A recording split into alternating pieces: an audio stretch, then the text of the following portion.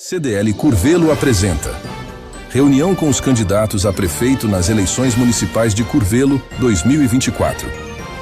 Um programa da CDL com apoio audiovisual do Estúdio Casarão. Mais uma vez, sejam bem-vindos. Nós vamos começar então as nossas perguntas. Alessandro, muda o cronômetro ali, por favor. Em vez de ser 30 para 2. Se o senhor quiser estender o tempo um pouquinho na pergunta, não tem problema não, tá? Não é tão engessado aqui, não. Nós vamos começar a primeira pergunta com o nosso vice-presidente, Rodrigo Garcia. Então, vamos lá. Boa tarde, candidatos. Primeira pergunta. Candidato, quais ações pretende plantar para valorizar o comércio local e como utilizar as compras públicas para isso? Boa tarde a todos. É um prazer estar aqui na CDL, essa entidade tão importante para o município. Na verdade, o comércio de Curvelo representa grande parte do nosso PIB. Curvelo se destaca há décadas no comércio forte, que as pessoas vêm de todas as regiões para comprar em Curvelo. Nós temos planos para o comércio, igual subsídio de financiamento para ampliação de comércio. Nós temos o Qualifica Curvelo, que é buscando trazer qualificação à mão de obra da cidade, porque hoje a gente sabe que tem pessoas procurando emprego, mas o que tem de empresários e pessoas precisando de pessoas qualificadas é um nível muito alto. Nós investimos aí mais de 1,5 milhão no Qualifica, com todo o Sistema S, e a gente pretende continuar investindo com o Sistema S para trazer essa qualificação de mão de obra, buscando o aumento da produtividade, buscando o aumento da renda média do curvelano, porque quanto maior essa renda média, quanto maior a qualificação, maior a produtividade e mais gira o dinheiro aqui em nossa cidade. A cidade tem crescido muito. Se a gente olhar o PIB de Curvelo antes da gestão e hoje, a gente cresceu aí mais de 70% do nosso PIB, e a tendência de Curvelo é continuar crescendo muito. Sobre as licitações, quando nós assumimos, Curvelo era a terceira posição das cidades que ganhavam licitação aqui em Curvelo. Nós criamos o Impulsiona Curvelo, acredito que até teve uma reunião na CDL falando sobre o Impulsiona Curvelo, buscando ajudar os empreendedores a entenderem os mecanismos da licitação. Nós reforçamos muito a Sala Mineira do Empreendedor e eles estão sempre à disposição para ajudar sobre essa questão de licitação, como participar. Hoje, Curvelo é a primeira cidade em licitações ganhas no município, passando de 25% das licitações. A segunda é Belo Horizonte, e nós temos que continuar dessa forma, incentivando as empresas de Curvelo a participarem da licitação, porque é importante para a prefeitura, porque o produto de Curvelo é de qualidade, é importante para o comércio, para fortalecer o fluxo financeiro, mais entrada de recursos, gera mais emprego para as pessoas. Então, Impulsiona Curvelo para a licitação é o principal, e nós pensamos também em aumentar ainda mais o Prodesc, que é a nossa lei hoje. Nós fizemos atualizações para atração de investimentos e ampliação dos investimentos atuais, e buscar um plano que nós temos de subsídio para ampliação de empreendimentos na cidade que gera emprego e renda para o nosso povo. Ok. A nossa próxima pergunta será feita pelo nosso primeiro diretor-secretário, Jacide Lima. Prefeito, a ausência da mão de obra qualificada afasta importantes investimentos para a nossa cidade. Quais estratégias serão utilizadas em seu governo para atrair novos investimentos e gerar emprego e renda para os munícipes? O que eu disse aqui sobre o Qualifica Curvelo, realmente é fundamental a qualificação de mão de obra. É uma dor de todos e é uma dor, muitas vezes, invisível do trabalhador. Ele quer receber mais, ele quer crescer no emprego que ele está, e nada melhor do que qualificar a mão de obra, levar ensinamentos para essa pessoa se desenvolver. Nós fizemos o Qualifica Curvelo, mais de 2.000 pessoas foram inscritas no Qualifica Curvelo. Nós temos uma desistência alta em Curvelo, então nós precisamos buscar aí um compromisso. Nós aprendemos com o tempo que parte dessas vagas nós temos que fazer em parcerias com as empresas de pessoas que já estão empregadas, porque essas pessoas muitas vezes estão com vontade mais de se desenvolverem, e acredito que a gente já está aberto a isso, já fez isso com algumas empresas, mas é uma parceria que a gente pode fechar com a CDL para que cursos do Qualifica Curvelo sejam direcionadas às empresas que participam aqui da CDL, são associadas, porque é a certeza de investimento. Nós conseguimos, por exemplo, trazer um curso da FIENG de costureira, pagando a bolsa de R$300 para 80 vagas, foram inscritas lá 500 pessoas, selecionamos as pessoas, no dia que começou, foram 10 pessoas. Então, a gente vê que muitas vezes fica uma lacuna e, além de trabalhar com quem mais precisa, fazer o qualifica para quem mais precisa, nós precisamos ter uma boa relação com as empresas para saber a demanda delas, para que a gente consiga fazer cursos direcionados.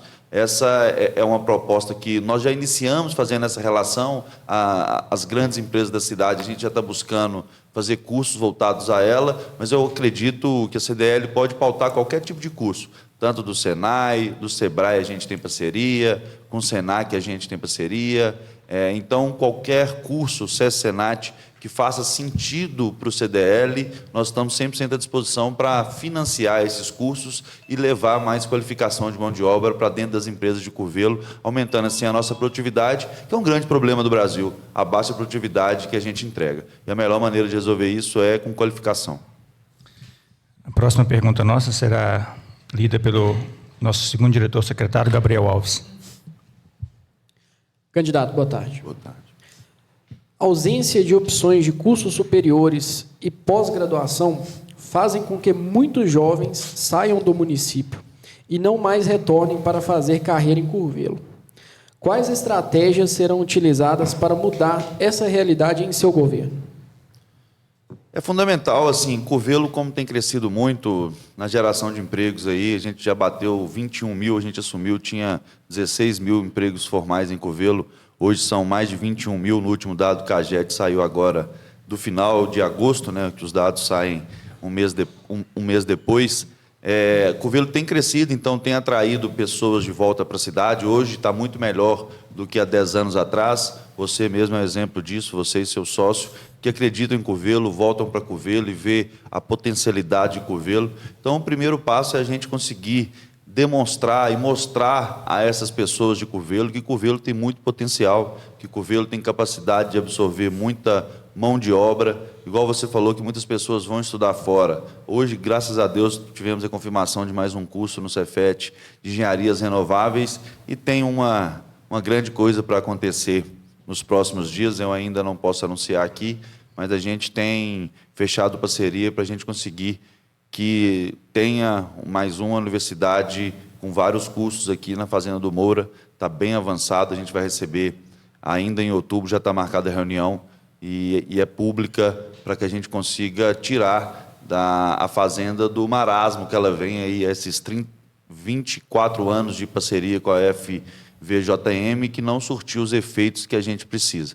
Então, é continuar divulgando a cidade, abrindo oportunidade, qualificando a mão de obra e trabalhando em todas as frentes para trazer mais cursos para a cidade ter capacidade de formar os seus aqui e, ao mesmo tempo, eles se desenvolver aqui. A próxima pergunta será feita pelo nosso diretor de produtos, o Marlos Borges. Boa tarde, Luiz, boa tarde, Gustavo. É de conhecimento geral que muitos eventos que acontecem na cidade, como vários deles recebendo apoio financeiro da Prefeitura, no entanto, nós temos 2 eventos de grande importância que geram milhões para a economia local. O Natal de Prêmios e o Mega Feirão da CDL, que não recebem subsídios por parte da Prefeitura. E eu queria saber a sua posição a respeito dessa situação e qual apoio e subsídios podemos contar com a Prefeitura. Esse ano a gente até começou uma conversa para ter esse apoio, mas como era ano de eleição, uma nova ação de subsídio no ano de eleição, ela não é bem vista, ela pode ser questionada na Justiça Eleitoral. Nós entendemos que vocês merecem muito esse apoio. Como eu disse, o comércio e serviço em Curvelo representa muito do nosso PIB, representa muito da nossa economia. O Mega Feirão é um sucesso, é a oportunidade realmente das pessoas conhecerem as empresas que fazem diferença na cidade, é uma oportunidade da gente reforçar as nossas marcas, e merece todo esse apoio. Não aconteceu esse ano, mas nós temos o objetivo claro de entrar bem mais forte com apoio em relação ao Mega Feirão no ano que vem.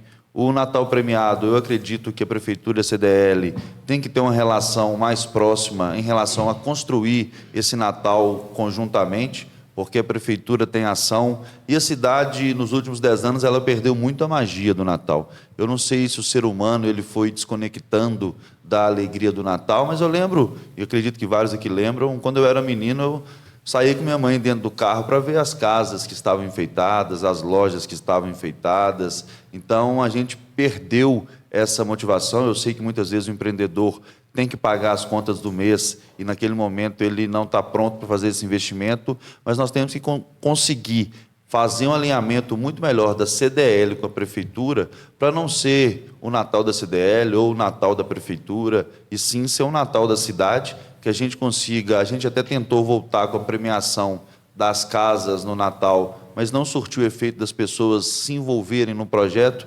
Eu acredito que o comércio pode ser o grande indutor dessa volta, dessa magia do Natal na cidade, porque o Natal ele representa esperança, representa renovação. Então, é um momento não só para o comércio, mas é para o ser humano, e ter alegria na cidade, ter cores na cidade, é muito importante para nós. Então, eu estou totalmente disposto a investir no Mega Feirão. Isso é um compromisso que eu tenho, queria ter feito esse ano, e acredito que nós temos que melhorar muito o diálogo na construção do Natal de Curvelo, para que a gente consiga atingir os objetivos que nós temos.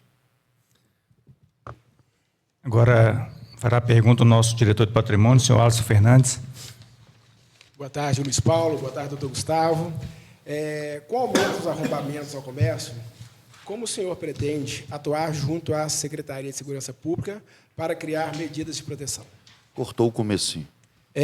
Com o aumento do arrombamento aos comércios, como o senhor pretende atuar junto à Secretaria de Segurança Pública para criar medidas de proteção? Alisson, a gente tem uma relação muito boa com a 14ª Região, com a 42º Batalhão, com a Polícia Civil. Nós temos um problema muito profundo no país, Alisson, que está até fora de Curvelo. Eu tenho um caso, por exemplo, de um cidadão aqui em Curvelo, que ele arromba, já roubou padaria, farmácia, placas da prefeitura, já roubou muitas coisas. E todas as vezes que nós acionamos a Polícia de Curvelo foi muito eficiente em pegar essa pessoa. E da última vez que pegou ela, eu fiz o levantamento, ela tinha 52 passagens pela polícia, 52 passagens. E ela não fica presa. Então, nós temos um problema aqui, primeiro, saúde pública, porque tem pessoas aí envolvidas no crack que estão dispostas a qualquer coisa. Nós temos que buscar a prefeitura conseguir a internação dessas pessoas para ajudá-las. O ponto mais importante é a gente trabalhar como sociedade para mudar as leis lá no Congresso, porque hoje está valendo a pena para essas pessoas agirem dessa forma. Isso não pode ser assim. Então, a polícia tem enxugado o gelo. Até conversei, falei, como que eles ainda têm coragem de pôr essa pessoa dentro do carro de polícia, que ele sabe que amanhã ele vai ver ele de novo. O último caso, ele roubou o brasão de 100 anos de comemoração da prefeitura em frente ali a Pernambucanas, perto da prefeitura, pegou ele, levou na delegacia. No outro dia, o policial que pegou ele mandou uma foto deles andando nas ruas, e logo depois ele fez um roubo na Araújo, roubou um cortador de cabelo lá. Então, a gente vê que o problema no Brasil é bem mais profundo do que uma ação no município. Não é ter, por exemplo, uma guarda municipal que vai resolver o problema em si. É lógico que ela ajuda, mas ela não resolve o principal problema, é que as leis no Brasil hoje são frágeis por pequenos furtos. Mas eu acho que pequenos furtos, depois que passa na quantidade de furtos, isso tem que ter uma medida mais drástica contra essas pessoas. O governo federal tem que investir mais em presídios que tenham qualidade, mais vagas para também, que hoje está lotado, então você não quer colocar uma pessoa ali. A gente tem que ter condição. Você acabou com... Você falou que podia passar, hein? É porque tá falando de segurança pública aí. Efeito sonoro da segurança. Então, a gente tem que ter muito investimento de segurança pública em nível estadual e em nível federal. No município, o nosso objetivo, um dos principais problemas que nós temos hoje é o trânsito, e a gente quer municipalizar o trânsito, porque a municipalização do trânsito ela é viável financeiramente, porque as multas deixam de ir para o Estado e vêm para o município. Então, com a gente de trânsito, a gente tirando essa responsabilidade da Polícia Militar, a gente teria um maior efetivo para agir nesses casos, para atuar na cidade de Curvelo e não ficar olhando se a pessoa está estacionada certa, se está errada, ou problemas menores no trânsito. Nós estamos com o trânsito desorganizado, da certa forma, de falta de respeito no trânsito, e a gente quer municipalizar, ter esse agente de trânsito na cidade para liberar a polícia, e o principal fator para resolver isso, a gente também tem o objetivo de colocar mais câmeras de olho vivo na cidade, mas o olho vivo hoje eles estão roubando coisas pequenas a olho nu, gravado, e nada mais impede eles, porque o principal que eles sabem, eles descem na delegacia, escutam ali 2 horas, os policiais até falam que eles ficam lá mais tempo do que a própria pessoa que foi presa. Tinha uma pessoa, por exemplo, que pichou a praça da estação inteira. Foi para lá, ficou lá meia hora, enquanto o coronel Cavalhar teve que ficar lá mais 3 horas para finalizar o caso. Então, é o agente de trânsito para liberar a nossa polícia, que é muito boa, é as câmeras de vigilância, mas o principal problema do país para resolver é realmente a mudança de leis mais fortes e mais investimento a nível estadual e federal, que eu acho que nós temos que lutar juntos como sociedade. Nossa próxima pergunta agora será lida pelo nosso primeiro diretor financeiro, senhor Vitor Martins. Luiz Paulo, Gustavo, boa tarde. No que diz respeito à expansão urbana e à infraestrutura, como sua administração pretende promover um crescimento ordenado da cidade, que contemple tanto a atração de novos investimentos quanto a preservação dos negócios locais já existentes, sem criar concorrências desleais? O que nós precisamos primeiro, Vitor, é tratar todos da mesma forma. Então, na prefeitura, qualquer tipo de solicitação que exista, não existe sede A, sede B, sede C. O que interessa para a gente é se é justificável para a cidade, se é bom para a cidade. Então, se existe um desejo de mudança de zoneamento, se existe um desejo de investimento em alguma área, a gente recebe todos da mesma forma para que isso se desenvolva. Eu acredito que a concorrência desleal é incentivar quem está aqui quer crescer, porque o nosso programa de desenvolvimento sustentável, Prodesc, ele não pontua se a pessoa é nova ou se ela já existe. Se a pessoa que já existe na cidade, ela quer crescer, ela quer desenvolver, os incentivos fiscais valem da mesma forma, desde o desconto de 50% da parte que deve ao município de IPVA, desde 10 anos de IPTU, desde doação de novas áreas, desde criação de infraestrutura para ajudar algum negócio. Então, o que nós temos que continuar fazendo é sendo transparente, melhorando a lei. Nós criamos critérios claros na lei, porque antes a lei não tinha critérios, era realmente a vontade do prefeito. Hoje tem critérios claros. Então, se você vai gerar lá de 200 empregos, você é elegível para receber um terreno de 5 hectares. Se você vai fazer um galpão de tantos metros quadrados para gerar X empregos, você tem o direito de ter isenção de IPTU por 10 anos. Então, eu acredito que é continuar fazendo a situação transparente, criando mais critérios claros, incentivando também que a CDL, as entidades da cidade, coloquem quais são as demandas que existem em relação a incentivo financeiro. É lógico que a prefeitura tem um limite em relação a dar incentivos, até limites legais, mas tudo que for possível que não tenha limites legais de leis federais e estaduais, nós estamos dispostos a criar para contribuir, principalmente para o comércio e para os empreendimentos que já existem na cidade. Porque, realmente, para os empreendimentos que existem, se eles quiserem aumentar, tem apoio. Para os que vêm, tem apoio. Mas para os que já existem, eu acredito que a gente tem que dialogar para ver aonde que o calo aperta e até onde a prefeitura pode ir para ajudar nessa redução de custo e, consequentemente, mais investimento no próprio negócio, gerando mais renda, mais emprego e mais fluxo econômico na cidade. Nossa pergunta número 7 será lida pela nossa conselheira fiscal, senhora Caroline Guedes. Candidato, boa tarde. Falando de mobilidade urbana e respeito ao meio ambiente, quais obras, ações e processos serão implementados? Sobre mobilidade urbana, a gente tem trabalhado muito fortemente em relação ao transporte público. O transporte público, eu falo que é um investimento que ajuda a todos, tanto que usa e que não usa. Se um funcionário seu chega através do transporte público mais barato, ele tem mais qualidade de vida, ele está mais animado para trabalhar, um custo para dar um vale-transporte para a empresa diminui. E nós pegamos a cidade na pandemia com a situação do transporte público realmente dificílima. Nós tínhamos uma sertaneja aí que estava há mais de 20 anos sem contrato. Ela, quando nós assumimos, ela queria entregar a operação de todo jeito, pressionando para parar. A gente estava com poucos horários, poucas linhas. Por causa da pandemia também, foi cortando. Ao mesmo tempo, se qualquer pessoa pesquisar aí na internet, o sistema de transporte público brasileiro, ele entrou em colapso, ele não se tornou mais sustentável. Então, foi muito difícil até achar empresa para vir. A gente conseguiu a Talma com contrato emergencial, depois veio a empresa que está hoje, que é a Expresso Planalto, e a gente conseguiu fazer a licitação buscando sempre melhorias. A gente conseguiu aumentar as linhas, conseguiu aumentar as rotas, a gente conseguiu colocar ônibus zero, Wi-Fi, a baldeação até 2 horas. Agora nós temos que ter mais alguns avanços, conseguimos reduzir o preço da passagem para R$ 2,00, porque eu acho que é um investimento que ajuda tanto quem usa como quem não usa, em relação à pessoa que trabalha, a pessoa que vai comprar numa loja, a pessoa que vai precisar ir num banco, e também em relação à mobilidade urbana. Porque quanto mais a gente conseguir as pessoas usarem transporte público, mais a gente consegue aliviar o trânsito da cidade, que vai cada dia ficando mais pesado.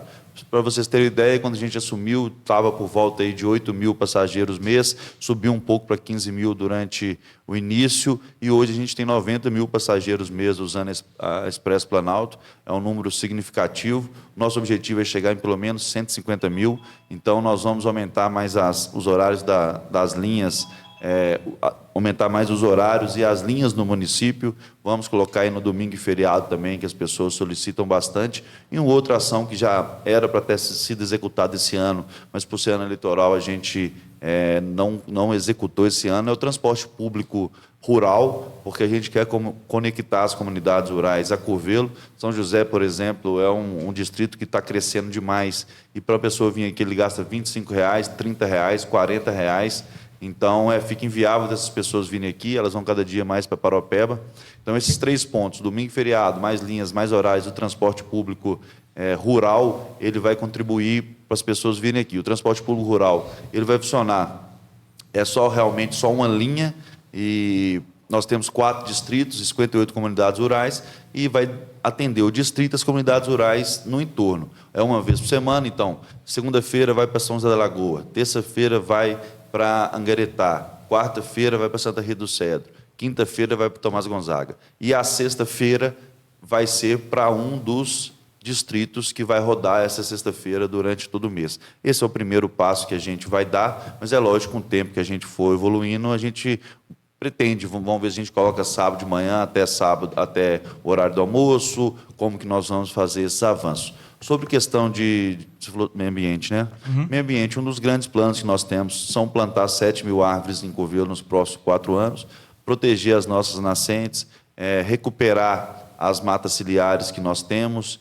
O Parque da Biquinha, nós fizemos já o primeiro projeto, junto com a gente vai fazer um edital para que seja licitado esse projeto para o Parque da Biquinha, para ser um local realmente que as famílias possam ir, que tenha estrutura de um parque. Eu falo que é o nosso Central Park, porque qualquer prefeito, gente, pode fazer asfalto, qualquer prefeito pode fazer posto de saúde, qualquer prefeito pode fazer escola. E eu acho que todos que passaram fizeram. Nós fizemos escola, fizemos posto de saúde, fizemos asfalto, todos fazem. Mas talvez a Biquinha a gente tenha mais aí 8, 10 anos no máximo para cuidar dela, senão a gente vai perder aquele parque. Então, é uma ação, ou se faz agora, ou não se faz nunca mais. Então, o Parque da Biquinha ele é prioritário para a gente conseguir retornar. O do Mata do Moura também é prioritário, mas como ele não está no meio da cidade, ele tem menos... o tempo dele de durabilidade sem investimento direto, ele é maior que o da Biquinha. O Biquinha realmente está no fim, tem invasões, tem problemas, a gente já delimitou a área, a gente já tem um projeto de cercamento inteiro, o Instituto Brasileiro de Arquitetura já está com o edital pronto para ser lançado, e a gente vai continuar fazendo isso.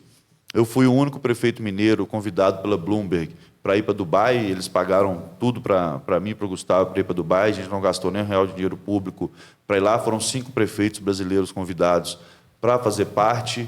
Com isso, a gente conectou em relação ao mundo, em relação ao meio ambiente. Nós conseguimos agora recursos, já foram depositados $50 mil para fazer projetos jovens sustentáveis, que é desenvolver projetos com a juventude. Isso já está em andamento.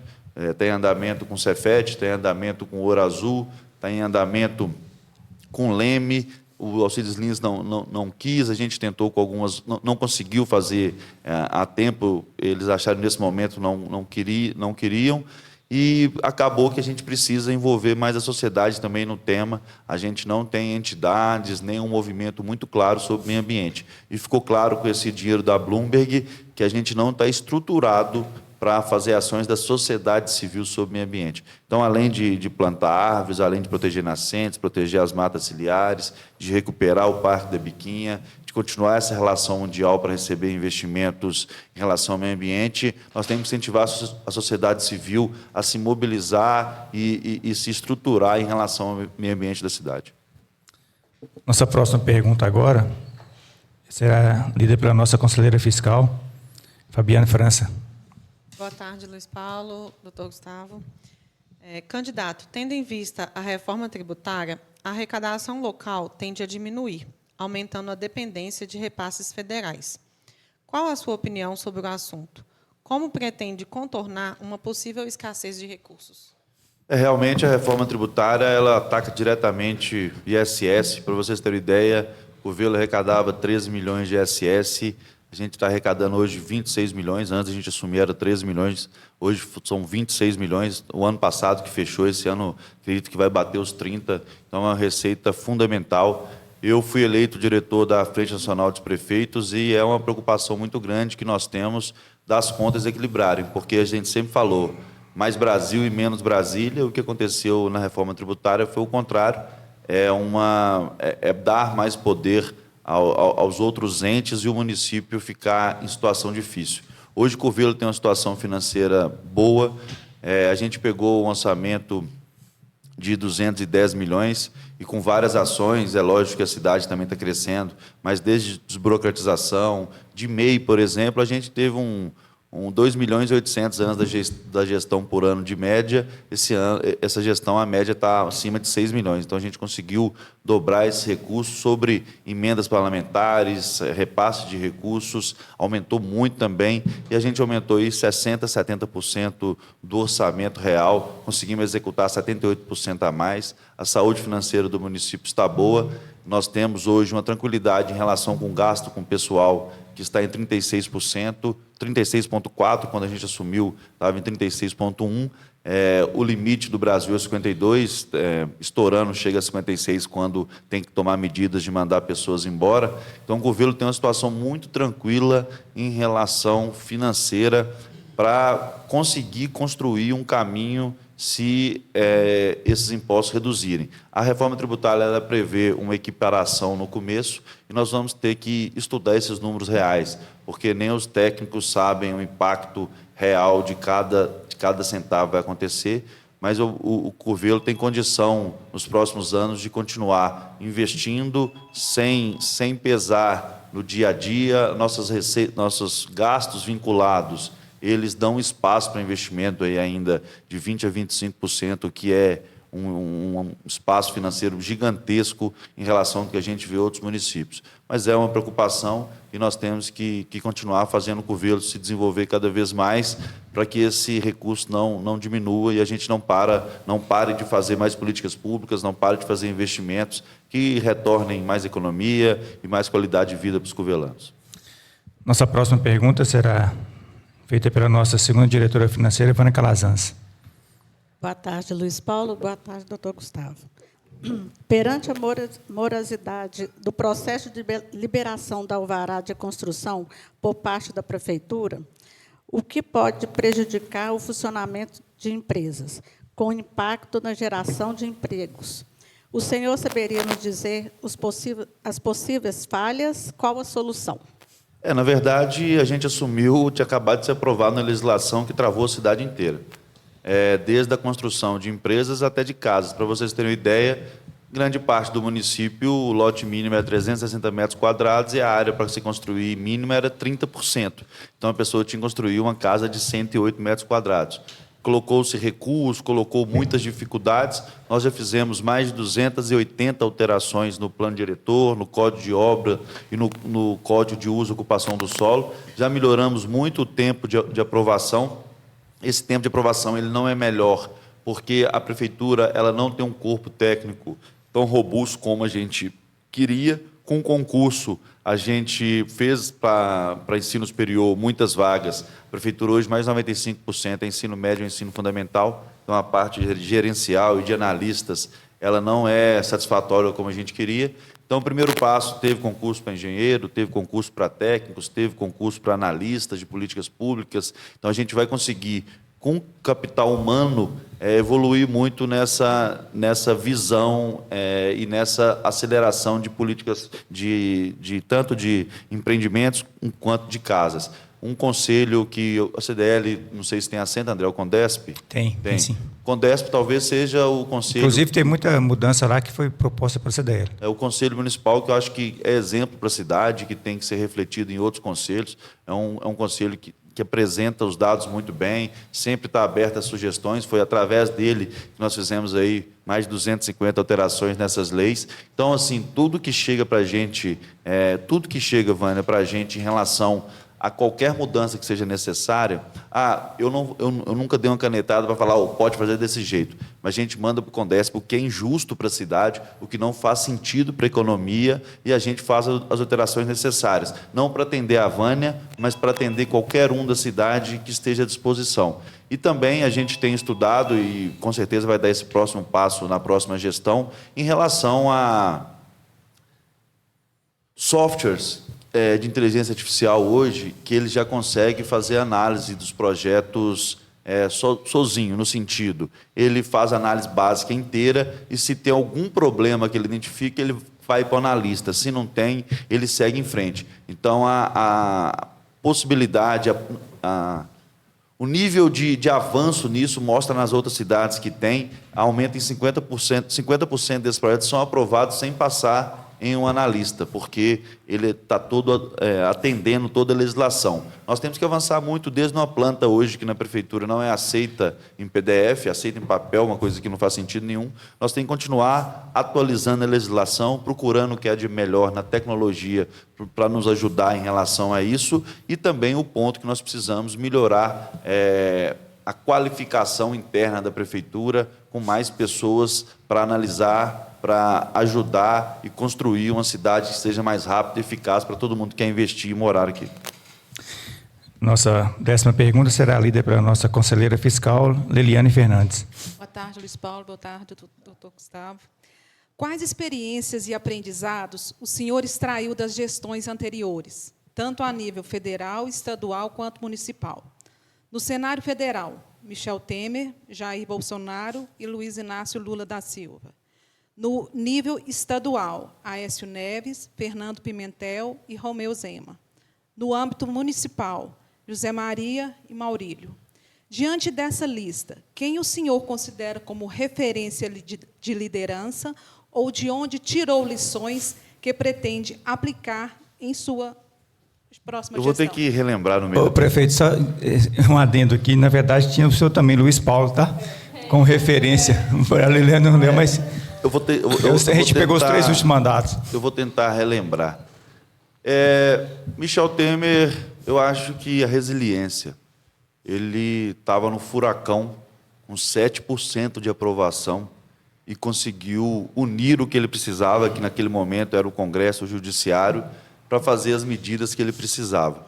Então, a resiliência do governante, porque não é fácil ser presidente da CDL, ser dono do empreendimento, ser prefeito, e se você tem 7% de aprovação, sua vida é um caos, e ele conseguiu ser muito resiliente num momento muito difícil e delicado do país. O processo de impeachment causa uma cisão muito forte, amor e ódio muito alto, e ele conseguiu fazer reformas importantes para o país naquele momento. Bolsonaro, eu acredito que ele foi importante para o país no sentido de continuar algumas medidas que o Temer fez. Acredito que também gerou um caos que eu não concordo da gente ficar brigando de um lado e do outro. E o Lula também manteve essa briga de um lado com o outro, é nós e ele. Eu acho que a gente tem que ser, quando a gente está na prefeitura, a gente tem que ser, na prefeitura, no executivo, a gente tem que ser mais construtor do que destruidor. Infelizmente, eu vi os dois como pessoas que estavam ali o tempo todo criando o caos. Então, eu não sei te dizer aqui as lições que eu tirei, porque as lições que eu vi é que a política não pode ser assim. A maior dificuldade do mundo hoje é ter lideranças, não só liderança política, mas liderança de rua, de comércio, liderança de associações de bairros. E se a gente continuar nessa toada que está o mundo, de destruir lideranças, de destruir o outro, de sempre falar que o outro é o demônio, e a gente não vai conseguir construir uma sociedade melhor. A gente olha para o mundo hoje e a gente não tem lideranças que sejam referências. A gente olha para os Estados Unidos, a gente tem um Biden que não consegue ser referência para o mundo. A gente olha para a Alemanha, Olaf Scholz, talvez ninguém tenha escutado o nome dele. Angela Merkel talvez foi a última líder da Alemanha. A gente olha para a Inglaterra, quem é o primeiro-ministro da Inglaterra? A gente olha para a França, o Macri está em situações dificílimas internas e não consegue pensar além disso. Então, hoje, o mundo, a gente vê que o mundo democrático está faltando lideranças. Então, nós temos que construir um país e uma cidade que seja mais unida. Sobre Zé Maria, eu não vivia, eu não morava aqui na época de Zé Maria. Então, para mim, fica difícil também falar exatamente, porque em Curvelo a gente não tem muita informação igual a nível federal. A gente não tem imprensa que detalhe o que está acontecendo. Então, eu vivi muito por jornalzinho naquela época e eu não entendia direito, mas era jornal totalmente feito para destruir. Então, eu não consigo falar exatamente, porque eu não morava em Curvelo na época. Maurílio, eu acredito que é uma referência para mim, sim. Desde que eu me entendo por gente, eu votei no Maurílio, busquei ajudar ele no que eu pude. Acredito que esse momento é outro momento, mas Maurílio fez muito pela infraestrutura da cidade. A gente tem que pensar em todas as vertentes, não só a infraestrutura, mas é uma pessoa desses todos aí que eu colocaria como a minha principal referência.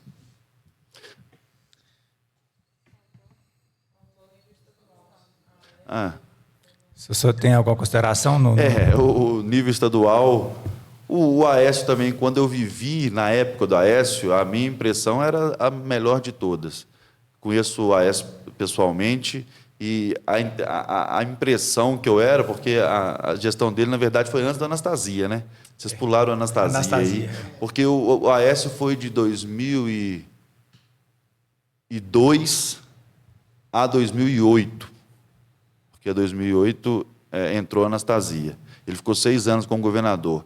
Eu tinha ali 18, no 2006 eu tinha 18 anos, então é uma visão muito deturpada. Mas falando da Anastasia, que é um pouco mais próximo aqui, a Anastasia eu vi um governo técnico, mas que, infelizmente, os governos são muito vinculados a compromissos da política brasileira que vem se arrastando há muitos anos.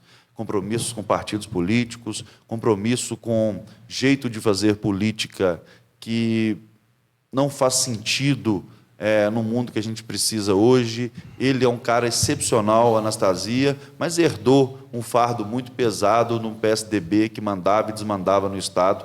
Então, tenho alguns pontos sobre ele. Sobre o Pimentel, acho que dispensa comentários o tanto que o Pimentel se enrolou e dificultou a vida de Minas. Acho que foi um dos piores líderes que eu vi enquanto mineiro. Leio muitas histórias, acompanhei mais de perto o Pimentel, mas eu muito decepcionado com o governo do Pimentel. O Zema, acredito que começou muito bem, fez uma diferença grande no Estado. Hoje, uma briga muito forte com a Assembleia de Minas, dificulta tudo a andar. Então, eu vejo que ele teve que abrir mão de um pouco do que ele queria para o Estado para fazer um pouco mais de política, mas mesmo assim o legislativo no Brasil tem cada dia tomado uma proporção maior e é muito fácil estar no legislativo e apontar os defeitos, falar que isso vai impactar dessa forma, aquilo vai impactar daquela forma, que ele não faz isso, que ele não faz aquilo. Outra coisa é você ter a responsabilidade diária de realmente fazer, de realmente atender os anseios. Então, dos governadores, eu ficaria como referência aí o Romeu Zema, porque acredito que, dos últimos que acompanhei, é o que mais tem garra, vontade e determinação de fazer a diferença, mas tenho sentido muita dificuldade no governo pela situação de Minas Gerais, e principalmente com a briga com o Legislativo. Nossa próxima pergunta será feita pela nossa diretora de marketing, Fernanda Gabriela. Boa tarde, pessoal. Candidato, o senhor já tem informação do seu secretariado? Se sim, quais são? Haverá alguma mudança no seu caso, né? Hoje não tem mudança no secretariado. O secretariado está muito encaixado. A gente fez mudanças durante a gestão e, graças a Deus, a gente encontrou pessoas que conseguiram transformar áreas que elas assumiram. Eu acho que para estar na prefeitura, o principal ponto é ter a motivação, vestir a camisa, suar. E hoje todos estão muito motivados para continuar o serviço. Começando Obras Valério, Educação Alessandro, Administração, o Vitor, que tem feito um trabalho incrível, Cultura, Esporte, Desporto e Lazer, o Alaí, a Procuradoria, a doutora Kelly, Pedro, secretário de Fazenda, que também é uma pessoa muito comprometida, não é secretaria, é subsecretaria, mas aí vem da assistência social, transformou a assistência social. Rafael da Saúde. Obras Valério. Eu falei Valério, não? Não. Obras Valério. E tem outros também, assim, ó. O Controladoria não tem nível de secretaria, tem nível de secretaria, mas não é secretaria, que é o Igor, e Assuntos Estratégicos não é secretaria, mas tem o mesmo nível de secretaria, que é o Carvalhar. Então a equipe está muito animada, a equipe está muito... sabe de todos os projetos que estão em andamento, nenhum está fazendo corpo mole, nenhum está sonhando menos do que quando a gente entrou. Pelo contrário, hoje nós temos, como se diz, domínio da bola, controle da bola, a gente sabe cada projeto que a gente sonha para o futuro de Curvelo, a gente sabe das dificuldades que tem. Então, o objetivo é que a gente não faça alterações, mas é lógico, igual a gente fez alterações durante o mandato, pode chegar uma hora que seja necessário trocar alguém, mas hoje realmente não trocaria ninguém, porque está tudo muito ajeitado e funcionando bem para fazer qualquer tipo de troca. Próxima pergunta será lida por mim. O senhor utiliza ou está utilizando o recurso do fundo partidário para a sua campanha? E o senhor acha justo essas verbas para a campanha? Sim, estou utilizando. Se eu fosse deputado federal e senador, votaria contra, mas estou utilizando para não pegar recurso de pessoas que têm outros interesses.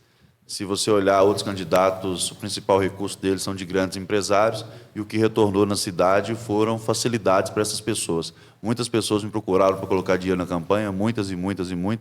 Eu preferi não aceitar, porque eu não tomo nenhuma decisão que depois vai comprometer o futuro da cidade. A nossa próxima pergunta será feita pelo nosso diretor de tecnologia, senhor Everton Dias. Boa tarde, prefeito. Boa tarde, doutor Gustavo. Curvelo é dono de uma cultura rica, mas pouco conhecida. Cite-se o gamba, a faca curvelana, entre outros. Quais estratégias serão utilizadas pelo seu governo para atrair atenção para as manifestações culturais curvelanas? Continuar construindo mais espaço para as entidades, por exemplo, os 10 dias do forró, que tem algumas pessoas que reclamam, mas a ideia foi realmente abrir mais espaço para as entidades da cidade. É um investimento muito alto para montar um palco, para montar estrutura, para a barraca decorar, e não ter espaço para os artistas locais, não ter espaço para a seresta, não ter espaço para a dança do gamba, não ter espaço para o forró, não ter espaço para a folia de reis. Então, a gente abriu muito espaço para as entidades no forró e temos que abrir mais. Um outro exemplo é a Lei Paulo Gustavo, que antes da gente assumir ela financiou até curso de cílios, ela financiou caricaturas que você faz no aplicativo de celular, imprime, passando aí 20, 30 mil reais para esse tipo de situação. Nós acabamos com isso. Nossa lei, você pode verificar que a Lei Paulo Gustavo, que nós fizemos edital aqui, foi focada na cultura. Então, as Folias de Reis receberam recurso, Seresta recebeu recurso, dança recebeu recurso, forró recebeu recurso. Então, nosso foco foi realmente construir uma lei e editais que premiasse quem faz cultura na cidade e não desse espaço para pessoas que poderiam ali aproveitar daquele dinheiro para fazer algo que não tem nada a ver com a nossa cultura. A gente assustou bastante quando a gente viu como que foi utilizado a Lei Paulo Gustavo anteriormente, reforçamos ela e a gente tem que continuar. Além da Lei Paulo Gustavo, eu acredito que o município pode começar a investir mais, além do recurso que vem, colocar também recurso municipal para chegar em mais pessoas. Hoje a gente ajuda, como nunca foi ajudado antes, todas as entidades culturais da cidade que nos procuram, desde transporte quanto investimento para uma associação, para um equipamento. Nosso objetivo é continuar fazendo isso e dando o apoio que eles merecem para reforçar essa cultura. Porque, em relação ao forró, por exemplo, o Gustavo e o Olaí foi em Campina Grande, foram convidados pelo prefeito lá, que é muito amigo meu, Bruno Cunha Lima, é uma pessoa que eu conheço há muitos anos, que é considerado o maior forró do Brasil. E eles foram lá e eles falaram, o forró de Curvelo é maior, mas como que lá o forró fica de graça? E nós vamos chegar a isso. O forró cresceu para ele não ter dinheiro público em breve, porque a gente vai ter condição de fazer isso. O nosso é maior e tal, a diferença é clara, é a cultura, é o envolvimento do comércio, é o envolvimento dos bairros, é o envolvimento das pessoas. Então, nós temos que conseguir envolver a nossa cidade para que a gente consiga muitos recursos e esse forró saia de graça. Eu, por exemplo, a FEComércio já fez compromisso com a gente que ajudaria. Esse ano não tinha tempo hábil, mas tem uma relação muito boa com o Nadim. A FIENG também, eu trouxe os dois aqui no forró, tanto o Nadim como o Flávio Rosque, tem interesse de fazer investimento. A CEMIG, tenho conversado, porque eles têm um braço, e nós fizemos também o edital de patrocínio. Ele ainda, acho que tem que melhorar muito, tem muito mais capacidade para captar recurso, mas o futuro do forró de Curvelo é realmente não ter custo para o município e se transformar no exemplo. Um dos projetos que nós temos junto com os municípios da região, eu luto com isso com eles, é que a gente tem o Circuito Guimarães Rosa, que Cotisburgo não faz parte, André Quissé não faz parte, então o pai e a mãe de Guimarães Rosa não faz parte, é um circuito que não dá liga. Ele tem Pirapora, Buritizeiro, fica uma briga política muito distante da gente, ele não entrega o que a gente queria, e circuito turístico só pode ter um. Eu queria muito ter o circuito do forró, porque não tem lugar que tem tanto forró na mesma época, em tantas cidades. Eu até procurei a Band também, ela tem interesse de fazer igual faz nos carnavais, de correr todos esses municípios. Acho que é uma forma também da gente fortalecer. Tem o objetivo de criar o circuito do forró em vez do circuito de Guimarães Rosa, que não deu liga, porque Cotisburgo, por exemplo, ele participa do circuito das grutas, e como só pode um, acaba que fica sem pé, sem cabeça o circuito. Nossa próxima pergunta será lida pelo nosso primeiro diretor secretário, Jacide Lima. Prefeito, quais são as suas propostas para o esporte e o lazer? Nós aumentamos 80% do investimento em esporte e lazer. Lazer, desde as nossas crianças até os adultos, nós aumentamos muitos investimentos, desde parques infantis, que é algo muito importante para a cidade, academias. A gente tinha 6 academias, a gente substituiu as 6, que elas estavam em estado ruim, e hoje nós estamos com 31 academias. Então, às vezes não é muito importante para alguns, mas todo bairro ele quer ter sua academia, ele quer ter o seu parque para diversão. Nós conseguimos fazer aí mais 2 campos societies abertos ao público. Era uma coisa que realmente as pessoas não conseguem pagar um campo fechado, e hoje você passa, tem pessoas jogando. Nós conseguimos investir em todos os campos da cidade. Nós fizemos investimento no Campo Bom Jesus, com vestiário, nós fizemos investimento no Santa Cruz, fazendo toda a drenagem, lá tinha um problema de drenagem seríssimo, fazendo o cercamento todo do Campo Santa Cruz. Nós conseguimos fazer toda a iluminação de LED do Campo Maria Amália, nós conseguimos a irrigação e asfaltamento no Campo do Bela Vista. Então, a gente tem investido, fez o campo de futsal, a gente tem feito vários torneios na cidade, desde beach tênis, vôlei, basquete, handebol, futebol. A gente tem feito muito em relação ao esporte. O nosso objetivo é utilizar cada vez mais a Prasporte. As piscinas estão aí avançando na construção. Para quem não sabe, a Prasporte tem 4 principais vertentes e nós estamos para criar a 5ª vertente.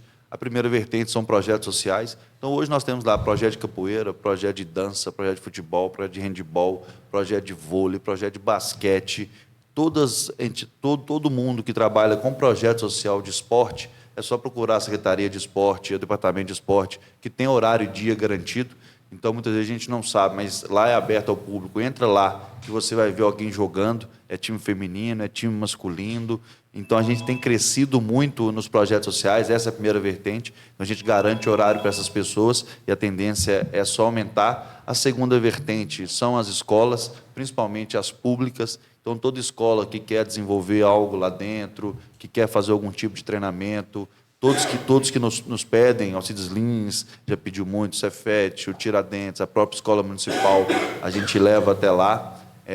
A terceira vertente são atletas de alto nível. Então, a gente está montando os times de Curvelo, tinha acabado isso, então hoje a gente tem os times de Curvelo que estão sendo treinados lá para representar Curvelo. A quarta vertente são os campeonatos. A gente trouxe, por exemplo, o Geng Regional, que trouxe 2.000 atletas. Só 6 cidades de Minas recebeu o Geng Regional e Curvelo recebeu o Geng Regional aí pela nossa estrutura, pela nossa relação com o governo. Então, nosso objetivo é continuar trazendo isso para a cidade. E a 5ª vertente que a gente precisa construir o modelo é realmente da diversão.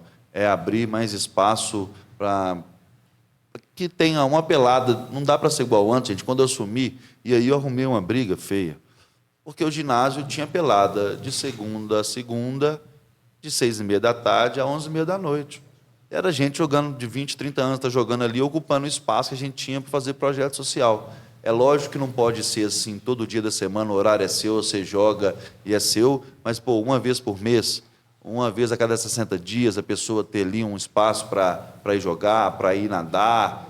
Tem que ser muito organizado, porque não tem como fazer de todos, mas é uma vertente que a gente está querendo criar. E outra vertente, que a gente tem um professor de educação física que é referência na prefeitura, que é o Tiago, que ele é psicomotor, é também levar o esporte a pessoas com necessidades especiais, pessoas com transtorno do espectro autista. Nós fazemos promoções lá também, por exemplo, o CRAS, levar idosos até lá para fazer atividades físicas, nós já fizemos muito disso. E lá tem campeonato todos os dias, tem arte marcial todos os dias. Esses dias mesmo teve de judô, teve de jiu-jitsu. A gente vai continuar investindo muito nisso, porque o esporte é vida, o esporte tira as pessoas dos piores locais e, sem dúvida nenhuma, a gente aprende muito com o esporte, desde fazer amizade até aprender a competir, aprender a ganhar, aprender a perder, aprender a jogar em equipe e saber que a gente perde hoje, mas pode ganhar amanhã. Vamos mudar agora um pouco o tema e a próxima pergunta será lida pelo nosso segundo diretor-secretário, Gabriel Alves. Candidato, provavelmente o pronto atendimento é um dos principais desafios a serem enfrentados em nossa cidade. Quais melhorias serão implementadas? O pronto atendimento melhorou demais. Ele acaba sendo um alvo principal das pessoas para atacar a gestão, muitas vezes das pessoas que não conhecem a realidade do PA. A gente estava com a média para atendimento de 120 minutos, hoje está abaixo de 42 minutos de média de atendimento. Nós reformamos o PA inteiro. Antes, quem ficava lá de acompanhante era uma cadeira de plástico de bar que tinha para a pessoa sentar. Então, nós compramos poltronas para todo mundo, nós mudamos todas as poltronas da recepção, pintamos todo o PA. Tinha ventiladores todos quebrados, nem funcionando direito. Hoje o PA não tem ventilador mais, porque tem ar-condicionado em todo o PA. Então, nós levamos ar-condicionado para todo o PA. Nós montamos um sistema de dados no PA. Antes, o sistema era muito falho. Hoje, nós instalamos um sistema lá que eu sei quantas pessoas se você foi lá, que hora que você chegou, quem te atendeu, quanto tempo demorou, qual que era a sua principal situação. Então, gera dados para mim todos os meses, quais os principais problemas que tem no PA, qual o principal médico está atendendo ou não está atendendo, o que a gente precisa melhorar no dia a dia do PA, e já avançou demais, o problema do PA, o principal problema do PA, eu colocaria como, hoje, 2 problemas principais. Um problema principal, e as pessoas muitas vezes não veem, é a transferência. Um PA era para ficar ali no máximo 24 horas. Eu já cheguei a ter paciente ali mais de 100 dias, porque não tinha para onde ser transferido, por falta de vagas em Belo Horizonte, de uma situação específica. Cheguei a ter 45 pessoas internadas dentro do PA. Então, o PA acaba virando um hospital, e normalmente tinha um médico, a gente pôs 3 médicos, e 3 médicos eles têm que cuidar de 45 pessoas e ainda atender a porta. E, normalmente, aquelas 45 pessoas que não foi transferida para um hospital, ela tem problemas muito mais difíceis de ser lidados, o que acaba as pessoas que são verde, branco, que são casos mais leves, esperando muito mais, porque eu tenho urgência e emergência, além de ter os 45 internados. Nós, graças a Deus, nos últimos tempos, a gente está sempre abaixo aí de 15, a gente conseguiu fazer uma ação muito forte, novos médicos, novas avaliações, para reduzir esse número de internados lá dentro. Hoje, a gente conseguiu também credenciar novos leitos. Hoje, não. Há um tempo atrás, a gente credenciou 9 leitos de UTI no Santo Antônio. Além de credenciar, a gente paga 700 mil a cada 3 meses para esses leitos funcionarem. Hoje nós estamos construindo 10 novos leitos no Imaculada Conceição para conseguir fazer essa transferência com maior rapidez, para o PA não ficar com muitos internados. Mas nós temos alguns gargalos aí, por exemplo, esses 100 dias, não são os hospitais de Curvelo que resolvem, porque os hospitais de Curvelo eles buscam ajudar quando a gente tem pessoas que estão com mais tempo lá e pode ser resolvido aqui, mas é a questão do Serviço Estadual de Saúde, que não consegue atender as demandas mais específicas. Esse é o primeiro problema que muitas vezes as pessoas não veem que a gente tem que resolver, que está lá dentro do PA. O segundo é sobre o laboratório. O laboratório hoje é do Imaculada Conceição, e muitas vezes um exame que era para sair, Vitinho conhece muito bem sobre o laboratório, um hemograma que era para sair muito rápido, demora 3, 4, 5, 6 horas. Então, a pessoa tem que ficar lá esperando, ela já poderia ter sido avaliada muito rapidamente e dado um diagnóstico básico ali, ela ido para casa, e isso acaba gerando. Então, a gente tem que melhorar muito essa parte do laboratório.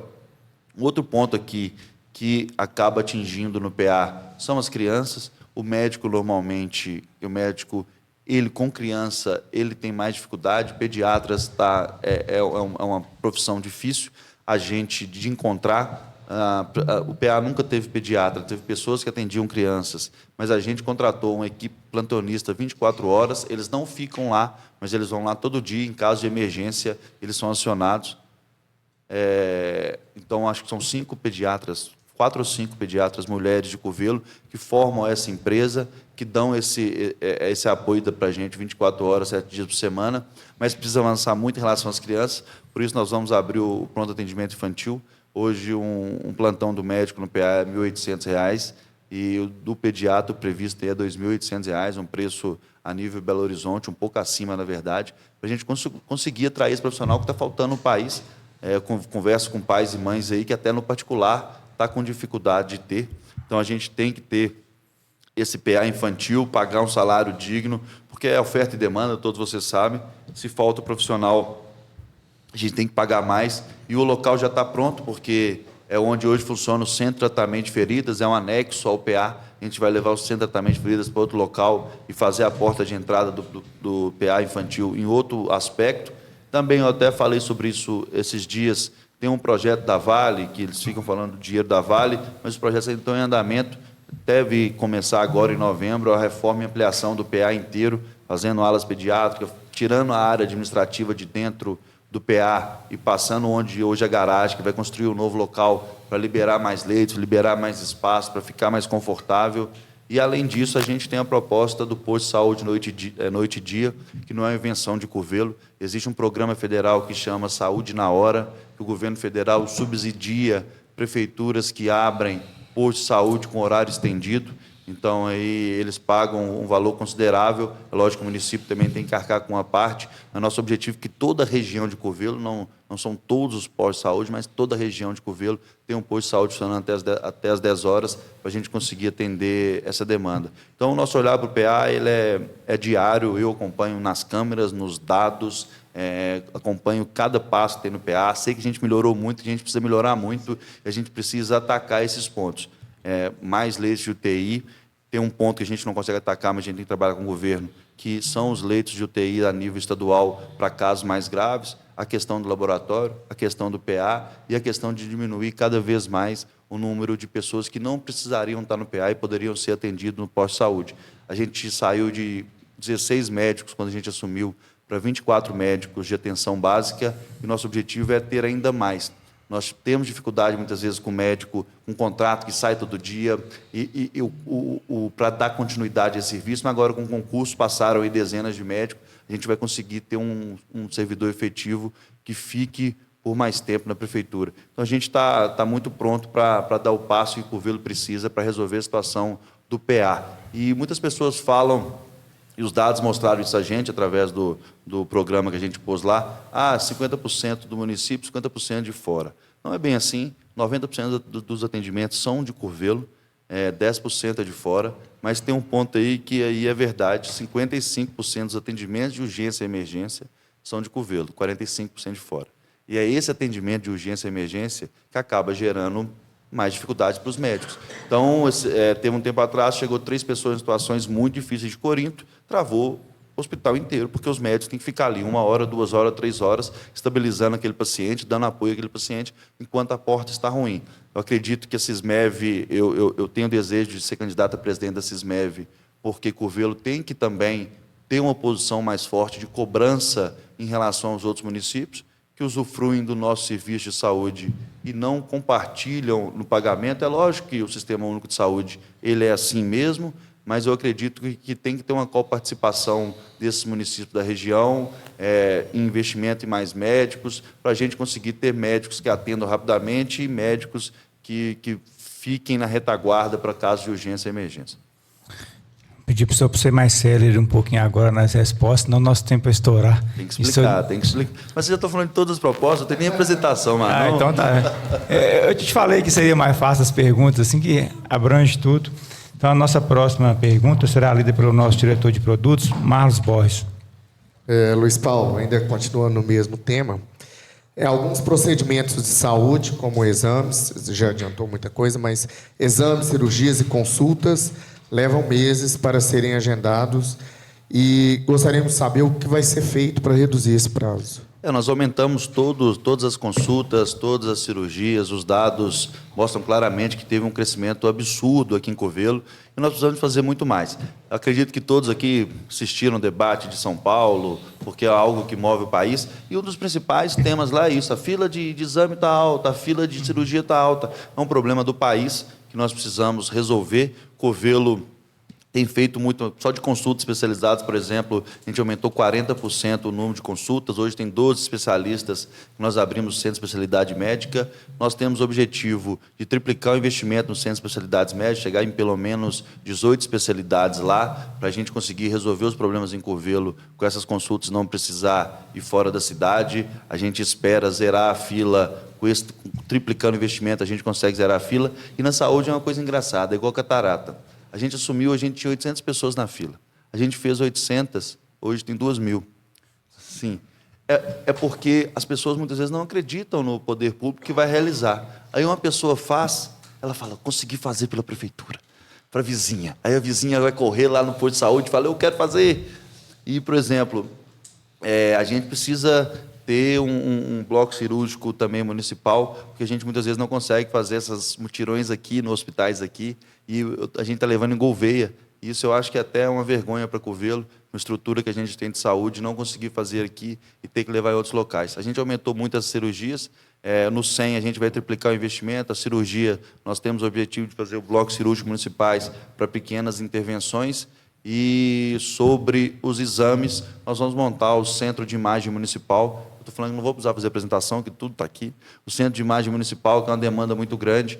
que a gente vai comprar os equipamentos de ressonância, de tomografia, de mamografia, para a gente conseguir dar mais celeridade. Porque a gente sabe, quando a gente descobre algo ou pega o exame logo no começo, a resolução é uma. Se a gente espera aí um ano, a situação pode ter complicado demais e acaba que o prejuízo não é só para a pessoa e para a família dela, mas para o dinheiro público também, que vai ter um gasto muito maior. Então, investimento na atenção básica, o investimento na atenção básica ele é primordial, porque lá que se resolve 80% dos problemas de saúde, e quando não atender a saúde, a atenção básica, a gente tem que estar preparado para as consultas e exames especializados, que aí resolve outros 15%, para a gente cortar esse mal na raiz, e cada vez a alta complexidade ser menos utilizada no sentido que se resolveu o problema antes e não deixou chegar na situação difícil. Saúde é um dos principais pontos que a gente tem e tenho certeza que expansão no Centro de Especialidade Médica, o Bloco Cirúrgico Municipal e o Centro de Imagem Municipal vai alavancar bastante essa situação. E a saúde, gente, é o único local que quanto mais tecnologia, mais caro fica. Todo mundo sabe, na década aí de 60, 70, morreu, deu nó nas tripas. Ninguém sabia o que era, morreu. Hoje, com a tecnologia, quando você compra equipamento de tomografia, eu descubro um problema sério em você, que me requer mais investimento em outras ações, em outros especialistas, para resolver aquele problema. Então, a saúde realmente é um saco sem fundo, que quanto mais você investe, mais você tem que conseguir. Por isso, a atenção básica ela é primordial, porque é onde é o custo-benefício mais barato para se resolver os problemas de saúde da população. Nossa próxima pergunta será lida pelo nosso diretor de patrimônio, Alisson Fernandes. Luiz Paulo, ainda dentro do tema da saúde, de que forma você pretende abordar o problema de saúde mental, que tem sido uma preocupação crescente na sociedade? Talvez é o principal problema que a gente está sofrendo hoje. A gente fechou o Setembro Amarelo aí, e suicídios, depressão, tem cada dia expandido muito.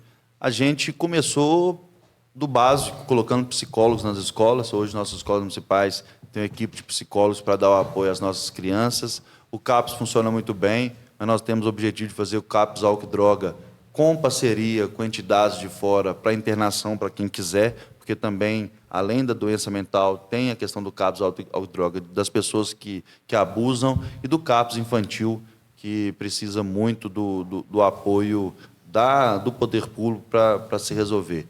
Então, é conscientizar, é mais oferta de psicólogos. Eu tenho até falado com psicólogos que a tendência é o salário deles subirem nos próximos anos, porque a demanda sobre eles, psiquiatra, está cada dia maior. Nós temos que continuar aumentando essa oferta. Um psicólogo ele pode resolver o problema na raiz, antes de precisar de um psiquiatra, antes de uma ação, um suicídio, por exemplo, que afeta a família para o resto da vida e deixa marcas que são realmente profundas. É investir em psicólogos, é investir ainda mais no CAPS, é investir no CAPS Álcool e Droga, é ter o CAPS infantil para a gente trabalhar essa questão mental. Nossa próxima pergunta será feita pelo nosso primeiro diretor financeiro, Vitor Martins. Sobre saúde ainda, como pretende atrair e manter profissionais qualificados na rede pública de saúde? Hoje, os médicos de Curvelo recebem o melhor salário da região, da saúde básica. Nós somos a primeira cidade de toda a região, e eu acho que a quinta de Minas, a pagar o piso de enfermagem, o piso de técnico de enfermagem. Então, a gente tem uma valorização. A gente, por exemplo, nos postos de saúde, a gente criou... Como é que chama o programa, Gustavo? De gratificação? Esse fugiu da mente. Mas é o primeiro que foge aqui. Mas a gente criou um programa de gratificação na atenção básica em relação a metas. Então... Por quê? Produtividade, por exemplo. Atenção básica. Eu tenho que olhar em relação a pré-natal. Então, eu tenho que ter pelo menos 100 pré-natais aqui. A pessoa tem que olhar a questão de diabetes. Eu preciso atender tantas pessoas em relação a diabetes. Então, a gente criou, por lei na Câmara, um programa vinculado a metas que beneficia. Por exemplo, o enfermeiro chega a receber mais de R$500 se as metas foram cumpridas. E isso vale desde auxiliar até o médico. Acho que é continuar expandindo isso, e para os funcionários públicos, eu estava falando ontem, conversando com eles, a gente quer muito valorizar os funcionários, mas a gente quer também vincular isso a metas claras para todos os setores. A gente criou também um programa de produtividade para atendimento da prefeitura, que deu muito certo, e a gente quer expandir isso para todas as áreas da prefeitura para conseguir medir, para conseguir valorizar na medida que foi entregue. Então, Vitinho, como eu disse também sobre os pediatras, tem uma oferta e demanda hoje difícil, é continuar equilibrando isso, fazendo os estudos do que não tem no município, do que tem oferta e fazendo o pagamento. O médico da atenção básica, por exemplo, dezenas passaram um concurso aí, desejam trabalhar em Curvelo. Curvelo hoje paga R$19 mil, e no Mutuaba está pagando, acredito que R$13 mil, foi o último dado que eu tive. Então, Curvelo tem se destacado nessa valorização da área da saúde. Eu tenho até um dado aqui que eu queria passar. A gente aumentou 51% o número de profissionais de saúde e 57% no custeio. E isso muito por causa dos pisos, por causa da valorização, por causa da proximidade. Porque também o setor privado ele acaba pressionando o setor público, né? Curvelo empresas estão tendo dificuldade de arrumar funcionários e acabam começando a aumentar salários, gratificações, benefícios, e isso pressiona a prefeitura. Antigamente, a prefeitura não perdia funcionário. Muito pelo contrário, ela era uma indutora de gente para lá. Hoje, não. Hoje acontece frequentemente da gente perder bons profissionais. Então, a gente já perdeu vários bons profissionais, então quer dizer também que a prefeitura está um pouco defasada em alguns pontos em relação ao reconhecimento. E não só na saúde, em toda a prefeitura. Médico efetivo, de posto de saúde, por exemplo, a gente não perdeu nenhum, mas a gente perdeu vários que se destacaram em obras, na administração, na fazenda, e a gente tem que continuar valorizando e equilibrando a oferta e demanda e vinculado a metas e indicadores para valorizar essas pessoas. Próxima pergunta será feita por nossa conselheira fiscal, Caroline Guedes. Quais são seus planos para a valorização e desenvolvimento dos professores da rede municipal? Os professores, a gente teve uma valorização realmente incrível. A gente deu 33,4% de aumento em um ano, 6% no outro, fora a inflação nos outros. Tem esse dado também aqui. A gente aumentou a folha da educação em 69,53%. É lógico que sempre busca-se mais, e eu falei a mesma coisa. Nós queremos estar agora qualquer tipo de valorização, porque a gente tem um piso, né? Então, isso pressiona a folha da prefeitura. Os 33%, por exemplo, foi o Bolsonaro que sancionou a lei para dar esse 33% de aumento. Eu até sou um pouco contra piso, porque o Brasil é tão desigual e é difícil de você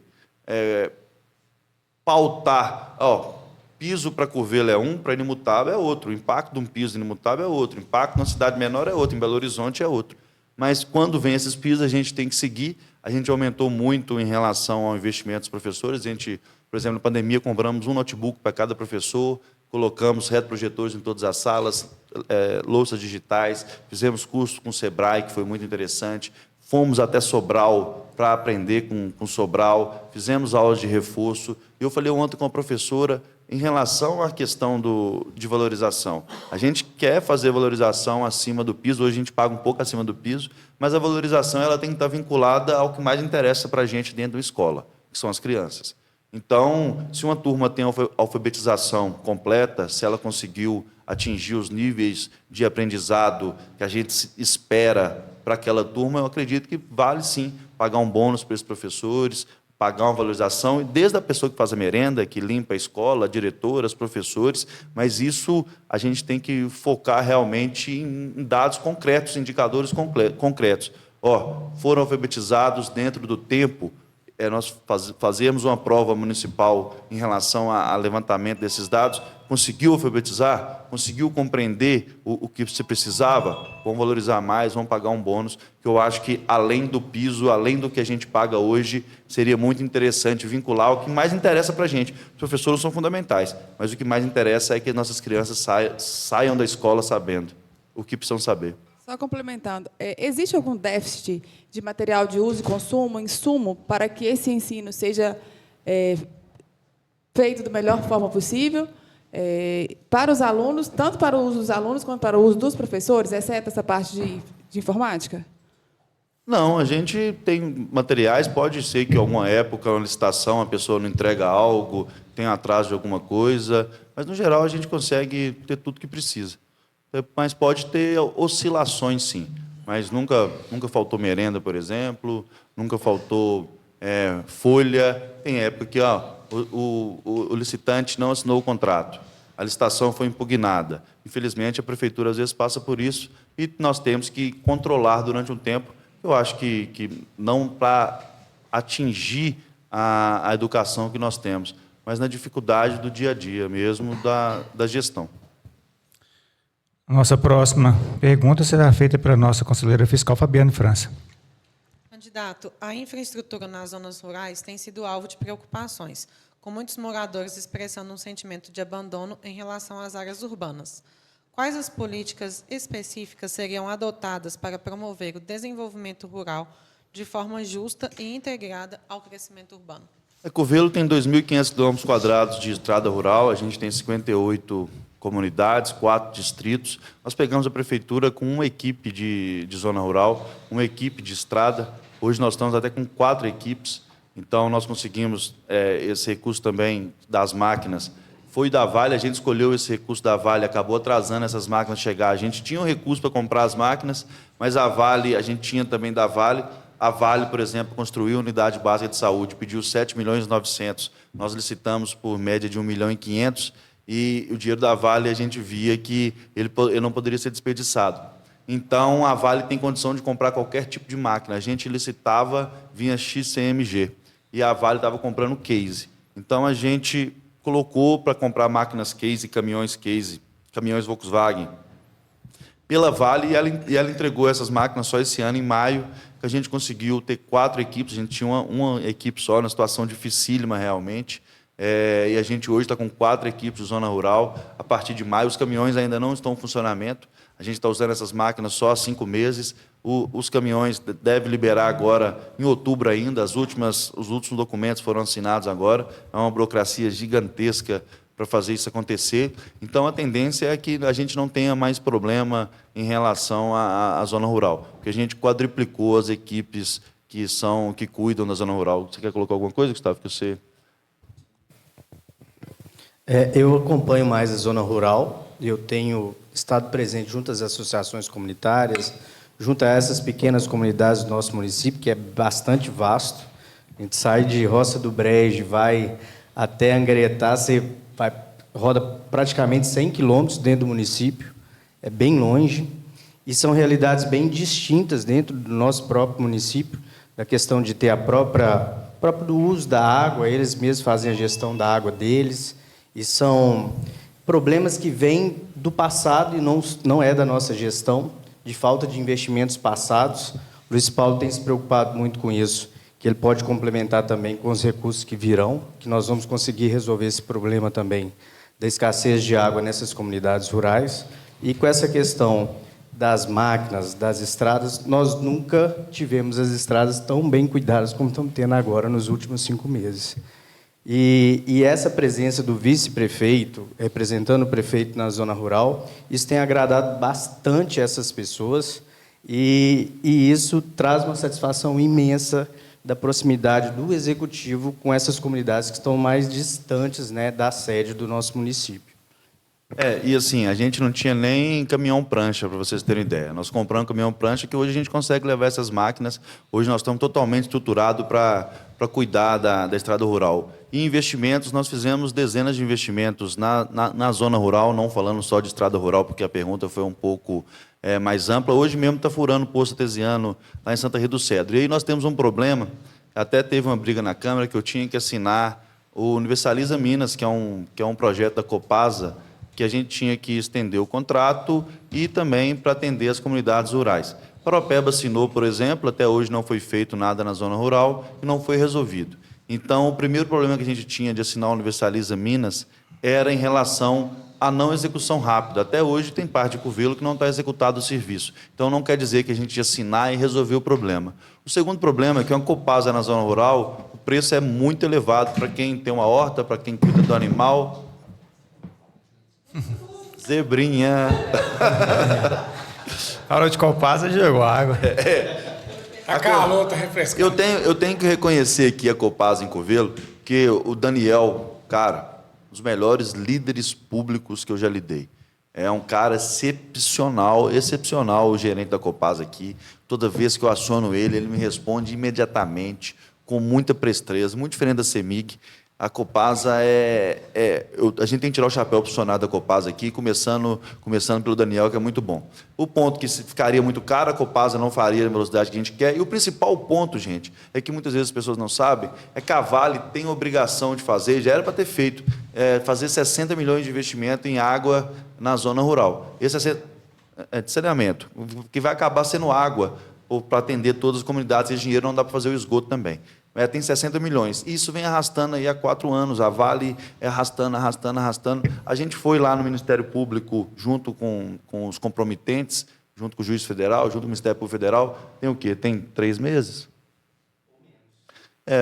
Tem pouco tempo que a gente foi lá, que aí tirou da obrigação da Vale de fazer e vai passar para as prefeituras executarem esse recurso. Então, em 2025, é muito provável que esse recurso seja depositado e que a gente consiga fazer todo o investimento de água em todas as comunidades rurais para resolver. Além disso, se você for olhar, nós estamos fazendo um posto de saúde novo em São João da Lagoa, fizemos uma creche, abrimos uma equipe de saúde e família lá em Angueretá, estamos construindo a unidade básica de saúde, uma escola que vai começar lá para a educação básica, uma escola de educação básica na Estiva, Santa Rita do Cedro, muito investimento em água. Então, todas as comunidades rurais a gente investiu. É lógico que falta mais, o principal problema é as estradas, mas as estradas está resolvido, porque hoje a gente tem capacidade de ter 4 equipes, além das máquinas, a gente tem o caminhão prancha e tem 10 caminhões parados que vão transformar a capacidade da prefeitura, a partir de outubro, aí, de atender não só a zona rural, mas a cidade de modo geral. CDL Curvelo apresenta reunião com os candidatos a prefeito nas eleições municipais de Curvelo 2024. Um programa da CDL com apoio audiovisual do Estúdio Casarão.